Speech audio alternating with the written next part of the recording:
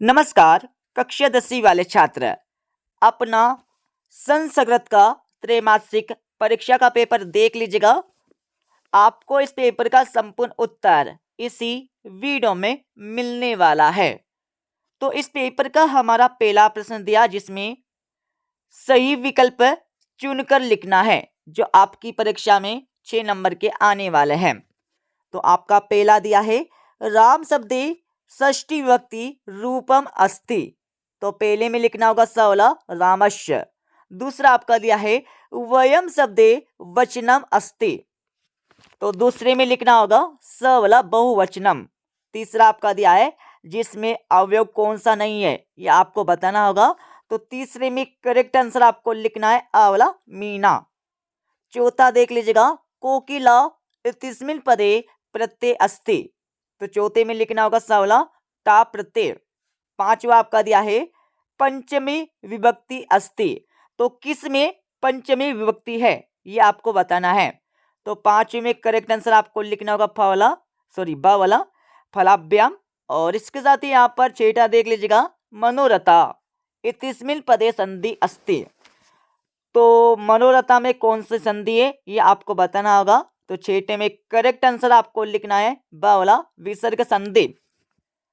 दूसरा प्रश्न देख लीजिएगा जिसमें रिक्त स्थानों की पूर्ति करके लिखना है, जो आपकी परीक्षा में 6 नंबर के आने वाला है।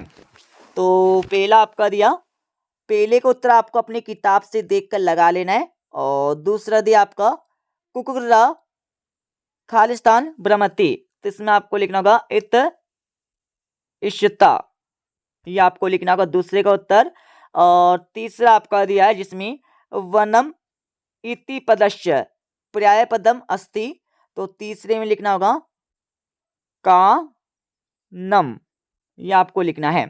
चौथा देख लीजिएगा आम्रम इति पदस्य विलोम पदम अस्ति। तो आम्रम का आपको क्या करना है विलोम पद बताना है, तो लिख लीजिएगा।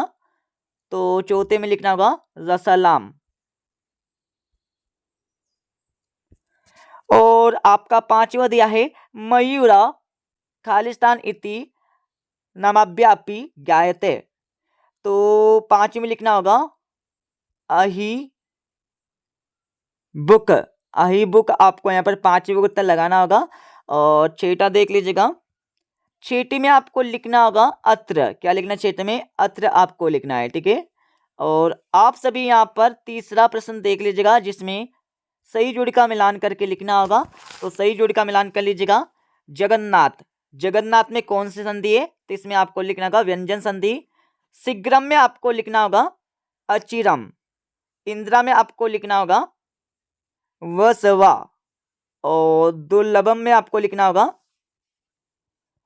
दुर्बलम में आपको लिखना है, यहाँ पर लिख लीजिएगा वृषभम।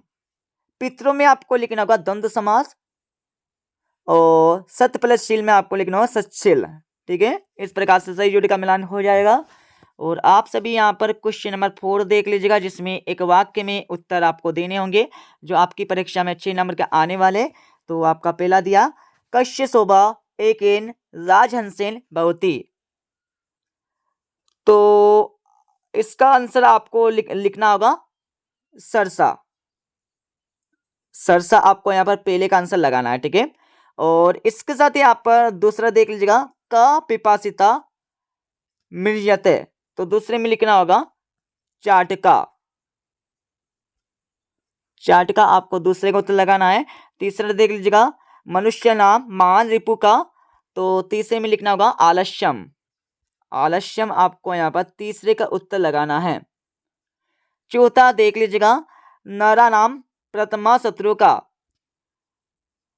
तो इसमें लिखना होगा क्रोधा, मतलब नर का प्रथम शत्रु कौन है तो इसमें आपको लिखना होगा क्रोधा, क्रोध। पांचवा आपका दिया है, तो पांचवी का उत्तर आपको बता देंगे इस वीडियो के लास्ट में। छठा आपका दिया है बामिनी कया विमुक्ता।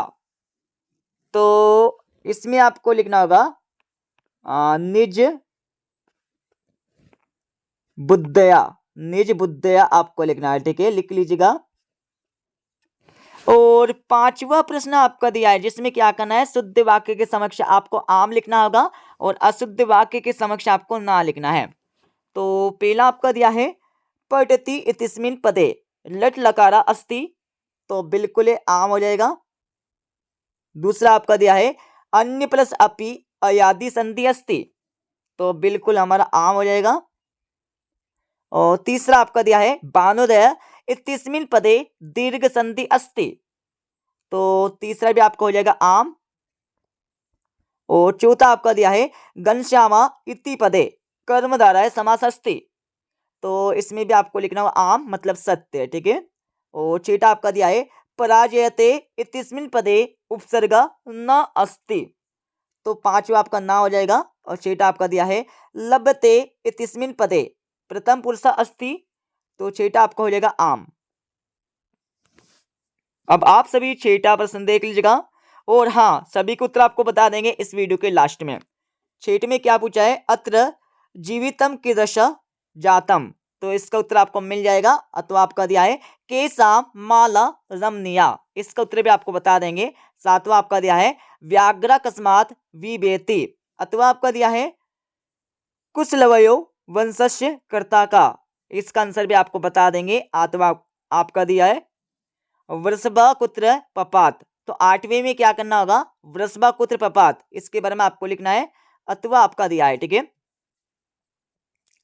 नौवा आपका दिया है पशुना अपि की दशा ग्रहते, तो इसको उत्तर भी आपको बता देंगे। और अथवा प्रश्न आपका दिया है, ठीक है। 10वां देख लीजिए। 10वां प्रश्न के बाद आप सभी का यहाँ पर 11वां प्रश्न दिया है, जिसमें आप सभी को रेखांकित शब्दों को आपको प्रश्न के निर्माण में करके लिखना है। को अपि दे, आपको 3 में से सिर्फ 2 के उत्तर लिखना होगा परीक्षा में। अब आप सभी 12वां प्रश्न देख लीजिएगा, जिसमें आप सभी को बताना होगा किसने किससे कहा, तो आपको 3 में से सिर्फ 2 के आंसर लिखना है, तो इनके आंसर भी आप सभी को बता देंगे। अब आप सभी यहाँ पर 13वां प्रश्न देख लीजिएगा, जिसमें वाक्यों को घटनाक्रम के अनुसार सही क्रम में जमा कर लिखना है, तो इनके आंसर भी आपको बता देंगे इस वीडियो के लास्ट में। अब आप सभी यहाँ पर 14 क्वेश्चन देख लीजिएगा, जिसमें वाक्यों को वाच्य परिवर्तन करके लिखना होगा। को अपि दे, आपको 3 में से सिर्फ 2 के उत्तर देना है। अब आप सभी यहाँ पर 15 क्वेश्चन देख लीजिएगा, जिसमें वाक्यों को शुद्ध करके लिखना है, तो इसके आंसर भी आपको बता देंगे। अब आप सभी यहाँ पर 16वां क्वेश्चन देख लीजिएगा, जिसमें खाली स्थानों की पूर्ति करके आप सभी को लिखना होगा, तो इसका आंसर भी आपको बता देंगे इस वीडियो के लास्ट में। अब यहाँ पर हमारा 17वां प्रश्न दिया है, जिसमें क्या करना, आपको वाच्य परिवर्तन कुरुत वाक्यों को परिवर्तन करके आप सभी को लिखना है, तो इनके आंसर भी आपको बता देंगे इस वीडियो के लास्ट में। 18वां आपका दिया, जिसमें आप सभी को एक श्लोक लिखना होगा, तो आप सभी कम से कम 2 श्लोक याद कर लीजिएगा, तो इसका आंसर भी आपको बता देंगे इस वीडियो के लास्ट में। और 19वें प्रश्न में आप सभी को एक अपठित गद्यांश दिया गया है, इसको पढ़ लीजिएगा। इसको पढ़ने के बाद इसके नीचे आपको 4 क्वेश्चन दिए हैं। तो आपका पहला क्वेश्चन दिया, पहले क्वेश्चन में आप सभी को इस गद्यांश का शीर्षक बताना होगा, तो इस गद्यांश का शीर्षक लिख लीजिएगा। वाया मेन आपको इसका शीर्षक लिखना होगा परीक्षा में। और दूसरा आपका दिया है शरीरम कस्य प्रथम साधनम, तो इसमें आपको लिखना होगा शरीरम धर्मस्य प्रथम साधनम अस्ति, ये आपको लिखना होगा। और ग वाला आपका दिया है मस्तिष्कम किम भवति, तो इसमें आपको लिखना होगा ये वाला, ठीक है, ये आपका ग वाला का आंसर हो जाएगा। अब आप सभी घड़ी वाला क्वेश्चन देख लीजिएगा, कानी सुस्तानी च भवति, तो इसका आंसर आपको कहां से लिखना है, तो इसका आंसर आपको लिखना होगा यहां से लेकर यहां तक। अब इसका अथवा वाला प्रश्न देख लीजिएगा, इसमें भी आपको एक गद्यांश दिया, तो इनके आंसर आपको परीक्षा में ऊपर दिए गए गद्यांश में से छांट कर लिखना है। अब आप सभी यहाँ पर 20वां प्रश्न देख लीजिएगा, जिसमें एक नाट्यांश दिया, इस नाट्यांश को आप सभी पढ़ लीजिएगा। इसको पढ़ने के बाद इसके नीचे आपको 3 क्वेश्चन दिए हैं, तीनों के आंसर आपको परीक्षा में गद्यांश में से छांटकर, नाट्यांश में से छांटकर लिखना होगा, ठीक है। ये आपके फ्री के नंबर कंप्लीट हो जाएंगे। अब आप सभी इसका अथवा वाला क्वेश्चन देख लीजिएगा, इसमें भी आप सभी को एक नाट्यांश दिया, तो इस नाट्यांश को पढ़ लेना है। इसको पढ़ने के बाद इसके नीचे आपको यहाँ पर 3 क्वेश्चन दिए, ठीक है। तीनों के आंसर आप सभी को इसी नाट्यांश से छाट कर लिखना है। और 21वां क्वेश्चन आपका दिया है जिसमें एक पद्यांश गद्यांश आपको दिया है, इसको पढ़ लीजिएगा। इसको पढ़ने के बाद चारों के आंसर आपको इसी गद्यांश में से लिखना है। सभी के आंसर आपको बता देंगे। अब आप सभी यहाँ पर 22वां प्रश्न देख लीजिएगा। 22वें प्रश्न के पहले में आप सभी को एक पत्र लिखना होगा और इसके अतिवी वाले प्रश्न में आप सभी को एक अवकाश का प्रार्थना पत्र लिखना है। तो इनके आंसर भी आपको बता देंगे। और आप सभी यहाँ पर 23वां प्रश्न देख लीजिएगा जिसमें किसी एक विषय पर संस्कृत भाषा में एक निबंध लिखना है। तो आप सभी किसी एक विषय पर एक निबंध याद कर लीजिएगा। अब मैं इस पेपर का फुल सॉल्यूशन बता देता हूं। तो ये हमारा क्वेश्चन नंबर फर्स्ट का आंसर हो जाएगा। क्वेश्चन नंबर फर्स्ट के बाद आप सभी का दूसरे का आंसर यहाँ पर दिया गया है, पढ़ लीजिएगा। और तीसरे क्वेश्चन का आंसर आपको यहाँ पर दिया है जिसमें सही जोड़ी का मिलान करके लिखना है। अब आप सभी यहाँ पर चौथा क्वेश्चन देख लीजिएगा। चौथे के बाद आगे हम चलेंगे तो आप सभी को 5वें क्वेश्चन का आंसर यहाँ पर मिल जाएगा। अब आप सभी यहाँ पर 6ठे क्वेश्चन का आंसर देख लीजिएगा। 6ठे के बाद आप सभी को यहाँ पर 7वें क्वेश्चन का आंसर यहाँ पर मिल जाएगा। अब आप सभी यहाँ पर 8वें क्वेश्चन का आंसर देख लीजिएगा। 8वें के बाद आप सभी को 9वें क्वेश्चन का आंसर यहाँ पर मिल जाएगा। 9वें के बाद आप सभी को 10वें का आंसर यहाँ से मिल जाएगा।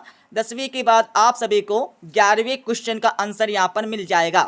12वें क्वेश्चन का आंसर देख लीजिएगा। 12वीं के बाद आप सभी को 13वें क्वेश्चन का आंसर यहाँ पर मिल जाएगा जिसमें घटनाक्रम के अनुसार आपको सही क्रम में जमा कर लिखना है। सबसे पहले आपको पहला वाला यहाँ पर वाक्य लिखना होगा, उसके बाद आपको चौथा वाक्य लिखना है, उसके बाद आपको तीसरा वाक्य लिखना होगा, उसके बाद आपको दूसरा वाक्य लिखना है। अब आप सभी यहाँ पर 14वें प्रश्न का उत्तर देख लीजिएगा। और 15वें का आंसर आपको यहाँ पर दिया है जिसमें वाक्यों को शुद्ध करके लिखना होगा। और 16वें क्वेश्चन का आंसर आपको दिया है। 16वें के बाद 17वें का आंसर आपको यहाँ से मिल जाएगा। 17वें के बाद आप सभी को 18वें प्रश्न का आंसर यहाँ से मिल जाएगा जिसमें एक श्लोक आपको लिखना है परीक्षा में। और 19वें प्रश्न का आंसर देख लीजिएगा। 19वें के बाद आप सभी को 20वें प्रश्न का अतवें का आंसर यहाँ से मिल जाएगा, ठीक है। और 21वें प्रश्न का आंसर यहाँ से मिल जाएगा। और आप सभी को 22वां एंड 23वें प्रश्न का आंसर अपनी किताब से देखकर पढ़ लेना है, ठीक है। तो मिलते अगले वीडियो में।